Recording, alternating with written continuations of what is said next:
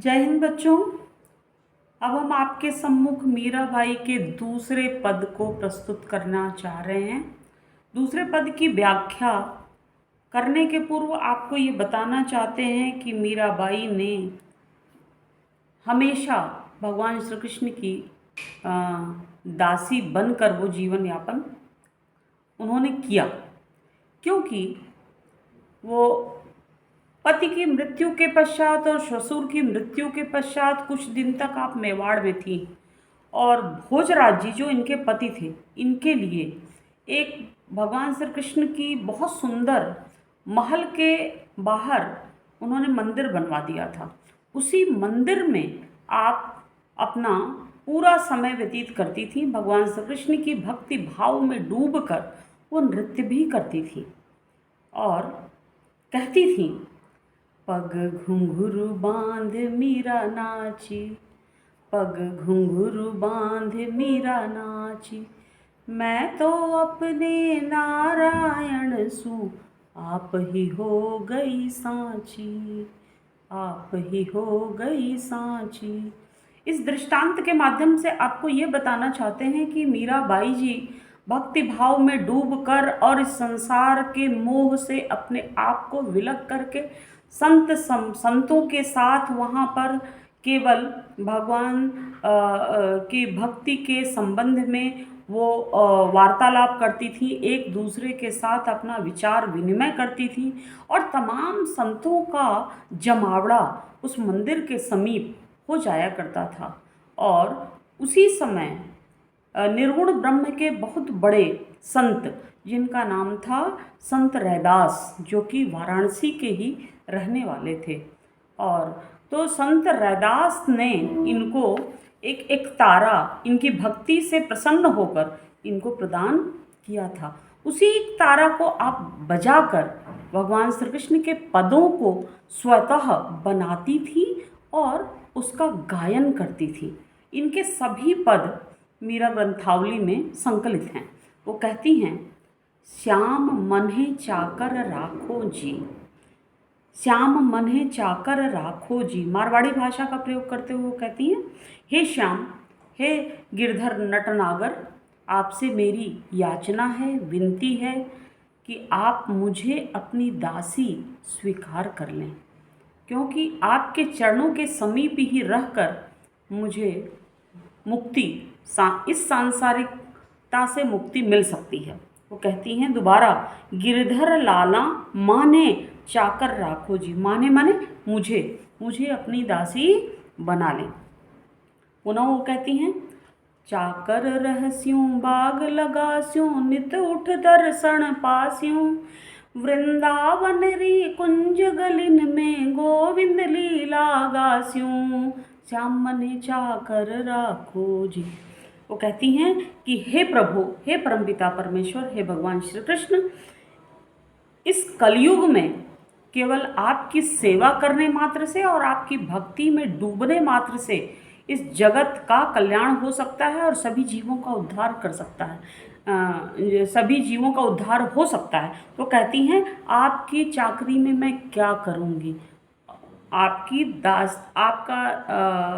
दासी बनकर हे प्रभु मैं आपकी सेवा कुछ इस प्रकार करूँगी कि मैं एक उद्यान का, एक बगीचे का निर्माण करना चाहती हूँ, वो भी कहाँ, अपने हृदय रूपी मंदिर में। और प्रतिदिन प्रातः ब्राह्म मुहूर्त में उठकर उस उद्यान में भ्रमण करते हुए प्रत्येक पुष्प में आपकी सुंदर रूप छवि को मैं देखना चाहती हूँ। जब आपकी कृपा दृष्टि होगी तभी ऐसा संभव हो सकता है, और उसी उद्यान को मैं वृंदावन मान लूँगी और आपके हे गोविंद, हे भगवान श्री कृष्ण, आपकी लीला का गुणगान मैं गाती रहूँगी। आगे वो कहती हैं, चाकरी में दर्शन पास्यूं, सुमिरण पास्यूं खर्ची, भाव भगत जागीरी पास्यूं, तीनों बातां सरसी। 3 बातों की चर्चा मीराबाई जी ने की है। एक तो दर्शन, दूसरा स्मरण और तीसरा भाव रूपी भक्ति।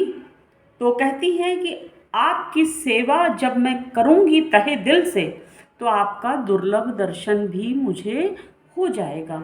और जब आपका नाम जप मैं करूँगी तहे दिल से और अपने हृदय से बड़े ही माधुर्य भाव से निरअहंकारी होकर, हे परमपिता परमेश्वर, यदि मैं स्मरण करूँगी तो मुझे परमानंद वाला सुख प्राप्त हो जाएगा। अर्थात मुझे इस जीवन में खर्ची का अर्थ होता है वेतन, यानी कि वही मेरे लिए सबसे बड़ा धन मुझे प्राप्त हो जाएगा।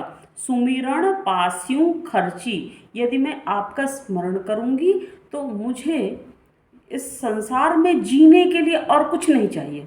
आपके नाम स्मरण मात्र से मेरी आंतरिक शक्ति जो होगी वो और प्रफुल्लित हो जाएगी, अंतरात्मा में परमानंद की अनुभूति हो जाएगी, संतोष का सुख प्राप्त हो जाएगा और इस मीरा को किसी दूसरे सांसारिक वस्तु की आवश्यकता नहीं है।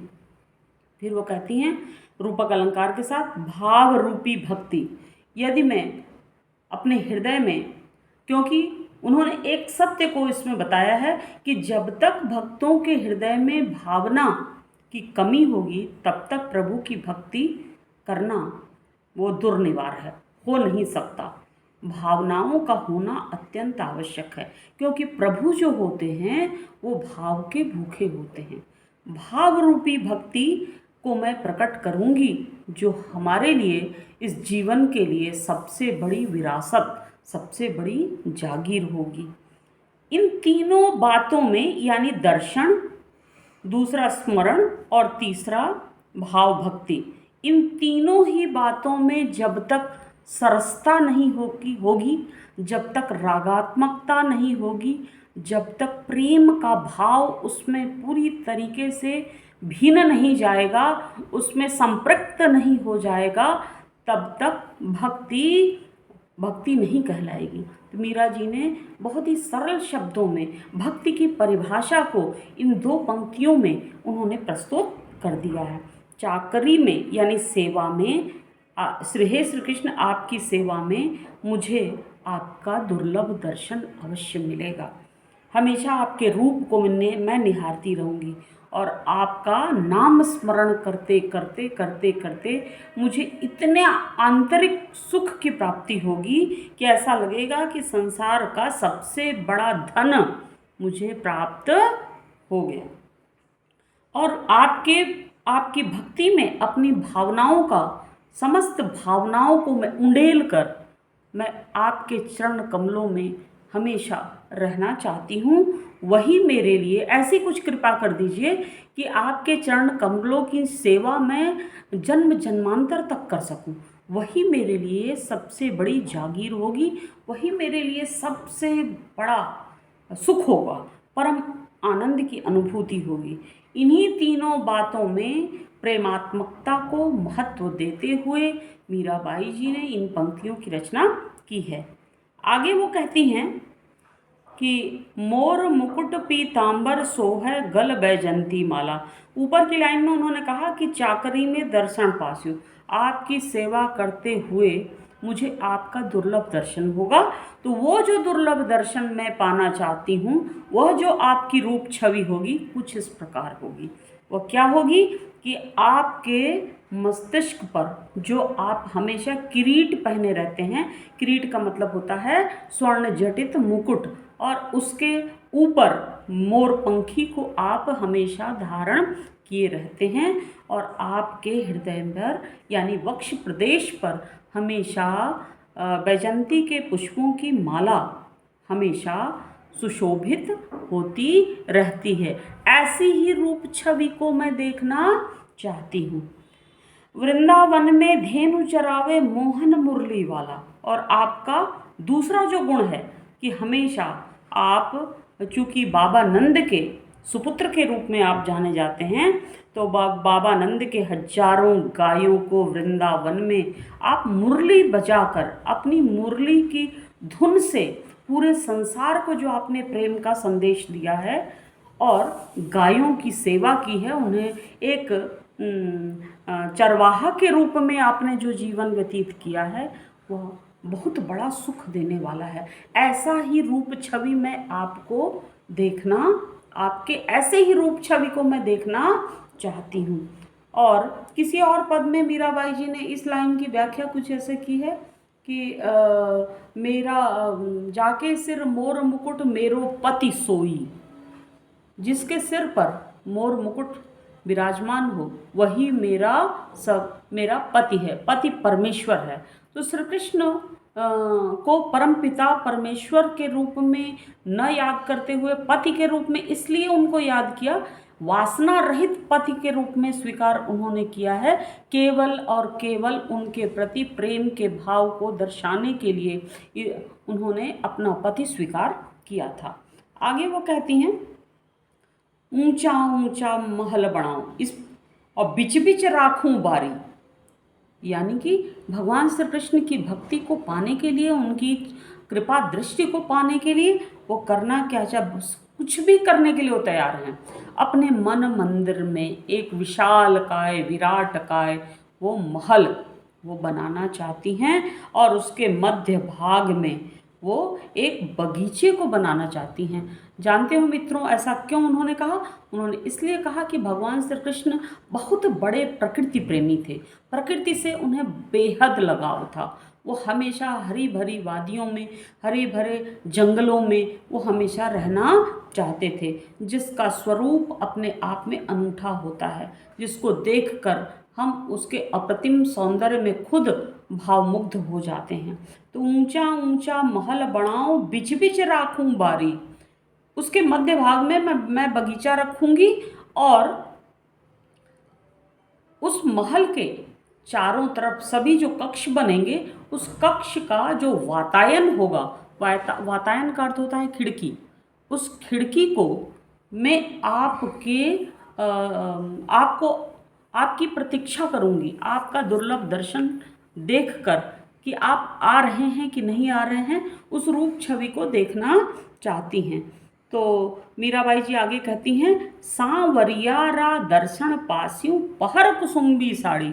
भगवान श्री कृष्ण को कुसुम्बी रंग यानी कि गेरुआ वस्त्र, ऑरेंज कलर जिसको कहते हैं, वह बहुत ही पसंद था। वो क्योंकि पीले रंग का पीतांबर वह स्वतः धारण करते थे, इसीलिए पीले रंग की साड़ी को पहनकर, शाटिका को पहनकर उनके दर्शन के लिए वो हमेशा तैयार वहाँ पर खड़ी रहती हैं।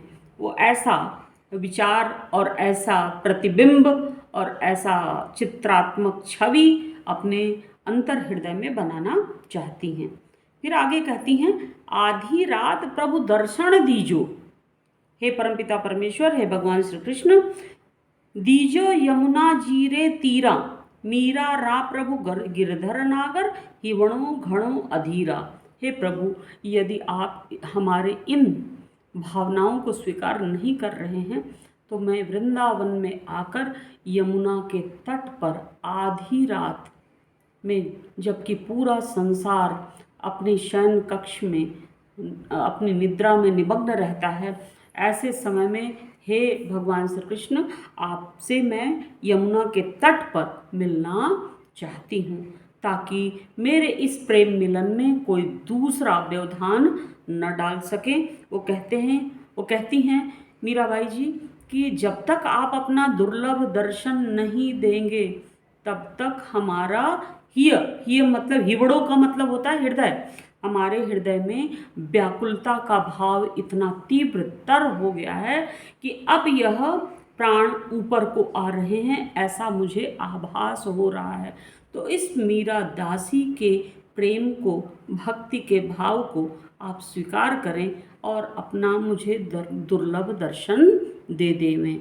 इस पद में यदि काव्यगत सौंदर्य की बात करें तो इसमें अनुप्रास, इस पद में इसकी भाषा थोड़ी कठिन है, मारवाड़ी भाषा है, और यत्र तत्र इसमें अनुप्रास अलंकार की छठा है।